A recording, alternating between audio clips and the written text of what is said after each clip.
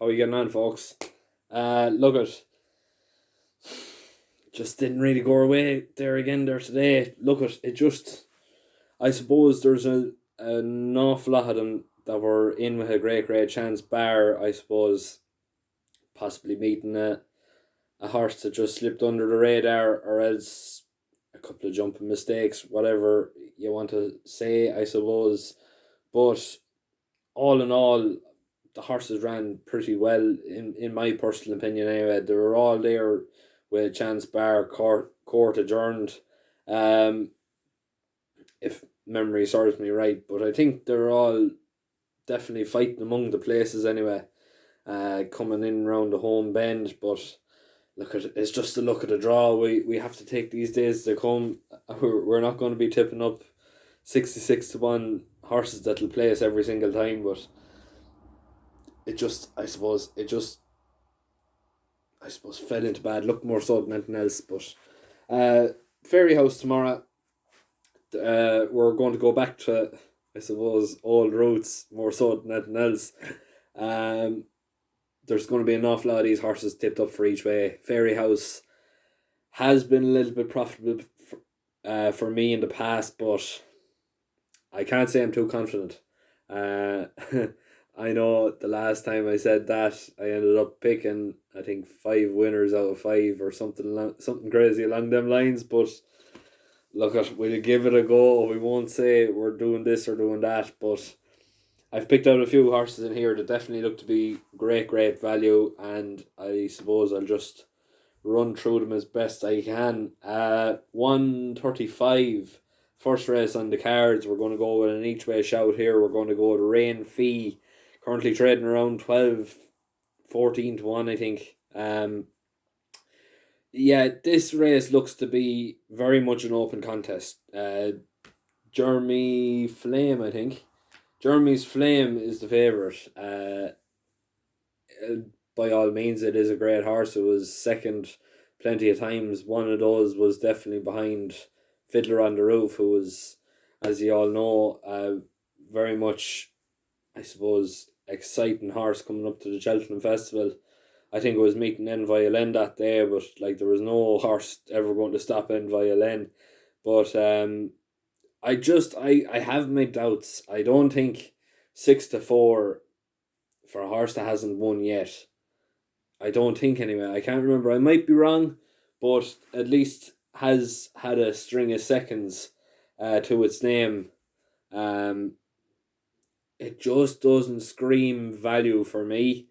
Uh, look at what else is there at the top of the market. Heaven help us. Look at. I think Heaven needs to help this horse really at the end of the day. Personally, I don't. I know I don't like giving out about horses too much, but the way it ran last time, it was very much, I suppose, a temperamental sort. Um, just kept jumping out violently to the left. It's like looking at its profile, it's a classy horse, but the way it jumped the first time out, it certainly didn't look anything anything close to being classy. Really, at the end of the day, I don't think 5-2 is really justified for that. Um, this Sorin in occupying the third favourite spot. Um, look at it's coming back from a long layoff. Will it do? I suppose the business. It's definitely. I suppose when you look at its Fairyhouse form, it definitely looks to be a very good opportunity for it. If it's well able to take the chase and fences, it should be able to go on and do the business here. And I think it's trading around 3-1. So it's definitely the best value of the favourites in my eyes. But I think, look at this Rain Fee. It's had a string of seconds and it's had plenty of some very solid runs.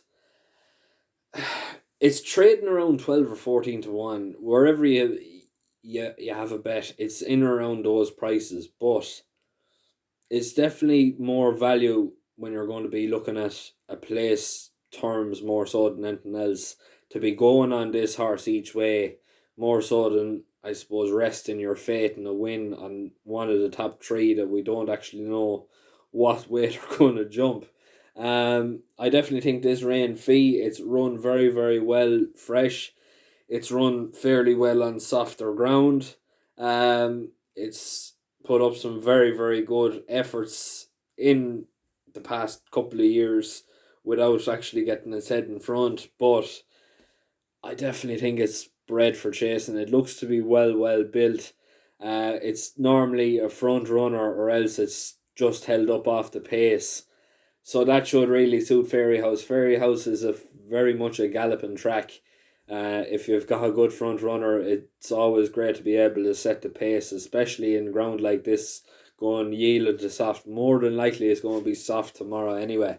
If you can get a good horse to set off in front and set a serious gallop, more than likely you're looking at horses that are going to be run into the ground tomorrow. And yeah, Rain Fee at 12 to 1 is definitely well worth getting on each way. Look at, if it places itself, you're looking at the guts of in or around a 4 to 1 winner. That's the reality of it. That's how they're sort of, I suppose, put out. Or no, I'm probably mixing up now. It's probably a 3 to 1 winner at quarter the odds, and yeah, it's in around 9 to 4 for a fifth of the odds. But look at, we'll take a chance.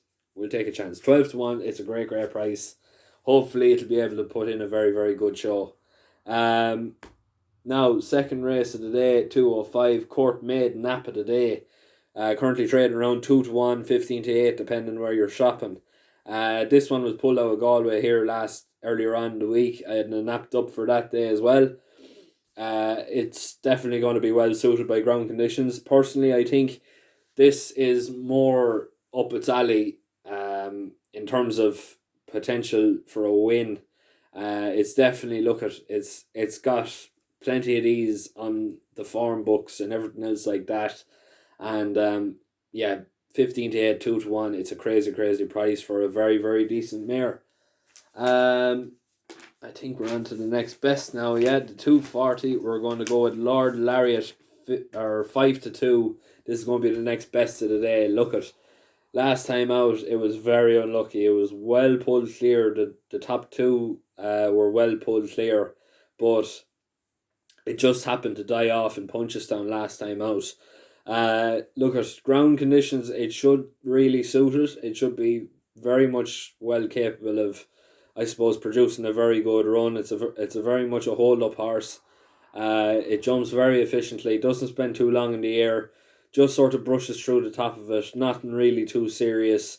I suppose just fitness wise, it should be well and truly fit enough now to go on and win a race, and it's definitely looking to be the best of the best of the lot here. And at 5 to 2, I really don't think you can go wrong. I think it's a great price. Look at, with the help of God, it'll be able to get its head in front again. And it's always been a very, very big fan, or I've always been a very big fan of the horse since the start of the season. And I'd love to see it getting his head in front again. And what better way to do it than having a little cheeky bet on at 5 to 2. 315, no bet race for me personally. You're wasting your time looking past Queensbrook at 2 to 7, or even thinking about lumping on, because there's no value there. Queensbrook is going to absolutely hose up in this race. Third in the champion bumper, behind Appreciated and Fernie Hollow. Those two already are well fancied for the likes of Cheltenham, anti-post markets, all those sorts of things. It's definitely the class act here. It doesn't need to be anywhere near its best. If I was going to be having a bet, I suppose the forecast and TriCast markets are the most appealing. We would be taking a chance, so I've predicted this dissemination at 9 to 2 to run in for second, and Gua du Large at 5 to 1 to run in third. Look, at the two of them are newcomers, but they seem to be definitely well bred. This, what's it called? Dissemination. That was out of Milan, and I think it cost 120,000 in the, I think it was the yearling or 2 year old or 3 year old sales. I'm not 100% sure on that.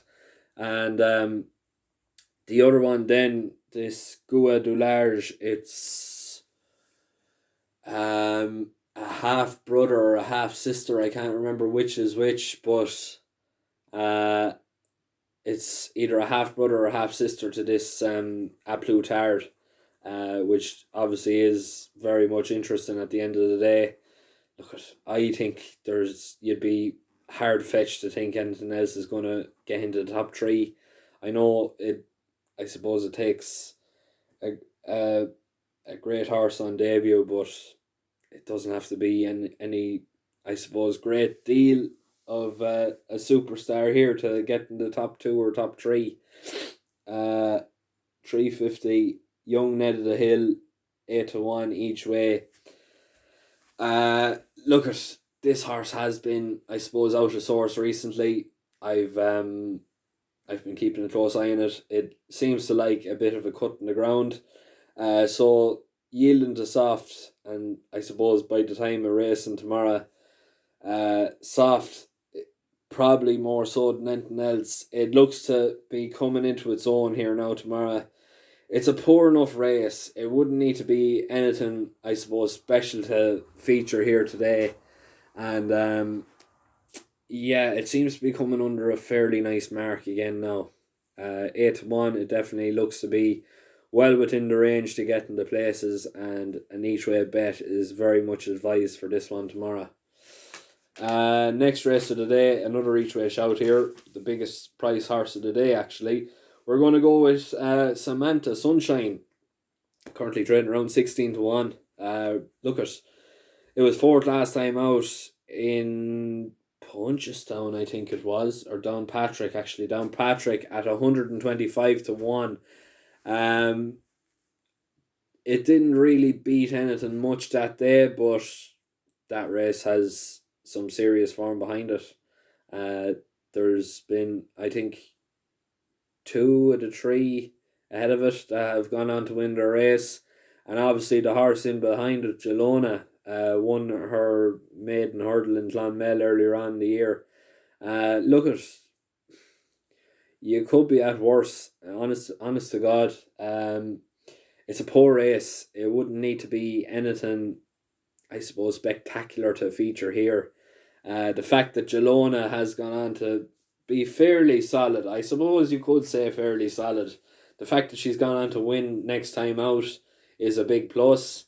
What she bet that day, we actually don't know because the form of that race has been fairly poor, if I'm not mistaken. But Gelona herself has run some fairly decent races and some fairly good company since. Um, Look, I definitely think 16-1 is a little bit of much of a big price here now for this one. Uh, any sort of improvement should see it, I suppose, battle for hard for a place anyway, at least. And the quality of the race isn't really there at the end of the day. I think it's below 100 rated horses at the end of the day, so that's not really saying much for the likes of the field quality here. So it should definitely be well and truly capable of going on to at least featuring this, but 16-1 is a massive price in my opinion. 5 o'clock, Jive and Jerry 6-4. I honestly can't see anything else that's going to trouble this horse here now tomorrow. Darrow O'Keefe takes the ride for, I think, Barco, if I'm not mistaken. It's been running very credibly. It was third last time out. I think it was Listowel. After winning the previous time, there's nothing else really in here that has any sort of form behind it. An awful lot of these are long-standing maidens. They just, I suppose, have been very temperamental. 6-4 for Jive and Jerry. It's a short price, but I honestly don't see anything that's going to beat it tomorrow. Darragh O'Keefe is in great form. I'd honestly think that he's going to have a very easy ride on Barco's horse, Jive and Jerry, tomorrow. Last race of the day now, 5:35. We're going to go with Whispering Gypsy at 10-1. Another each way shout here. I was sort of tied to Gordon Elliott's string here now with this one. Obviously, the horses belong to his head travelling lass. Yeah, it looks to be definitely one of serious interest. Obviously, Gordon is going to want to keep her fairly sweet at the end of the day, and to be able to get a horse winning for her is definitely, I suppose, high in his list. But in when you look at breeding and when you look at overall form, I honestly think that you're better off looking at the each way market here. There's an awful lot of these coming in here at bigger prices that I suppose look to have a fairly decent chance of running in for a place. I think this Whispering Gypsy, obviously, it's coming from a father and son combination here. The son is riding for the father, and the father actually owns the horse as well. But the interesting fact of this is that this horse is a half sister to Gypsy Island, who has been a very, very good bumper horse and a very much exciting prospect for the year to come. Whenever we see her again, we don't know, but um, look at if it's even close to the quality of Gypsy Island, I would say this horse is going to be very, very hard to beat. Obviously, when you look at form and when you look at breeding, obviously this horse stands out by a country mile. Really and truly, there isn't much in here that is bred to, I suppose, have a superstar or potential superstar in his bloodline.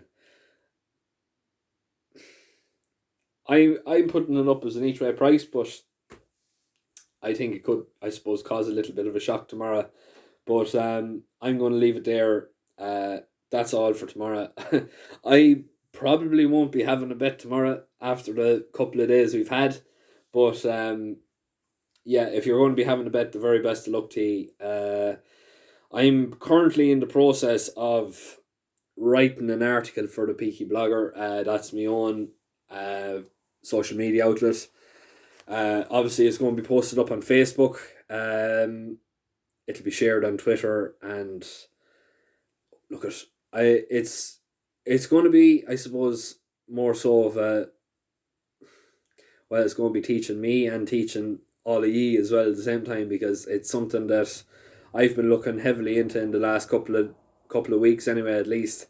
I'm not going to spill the beans on what it is or anything like that, but make sure to keep an eye on the Peaky blogger itself. Also, you could I'm getting tongue tied here now. You can also check out the World of Sport website. Ron Robinson and Sean Travass are after recording a podcast there tonight, or earlier on there today. I haven't had a chance to listen to it myself yet, but I promise you, Ron and Sean, I definitely will be now in the next couple of minutes. Yeah, look at, they're absolutely banging out the winners, and not just say for the horses but the football as well. Between Ron, Sean, there's three other lads, Paul, Harp, and the name is actually gone from me, whoever the other lad is, but there's three lads anyway covering the football. Um, yeah, the name just, I'm sorry whoever it is, but the name is just after completely slipping my mind. I can't think of who it is, but definitely pay a visit to the World of Sport website. I do a little bit. I try and get 2 articles a week in for them. Hopefully now next week we'll be back on the road again. We've just been absolutely up to our eyes, but yeah, we normally, I suppose, do 2 articles a week for the World of Sport. Look at, we're going to, I suppose, leave it there. I'm not going to say too much more, but I'm going to leave a link to the World of Sport website. Make sure to keep an eye on the Peaky blogger social media, and yeah, look at, if you're going to be having a bet, the very best of luck. Thanks very much.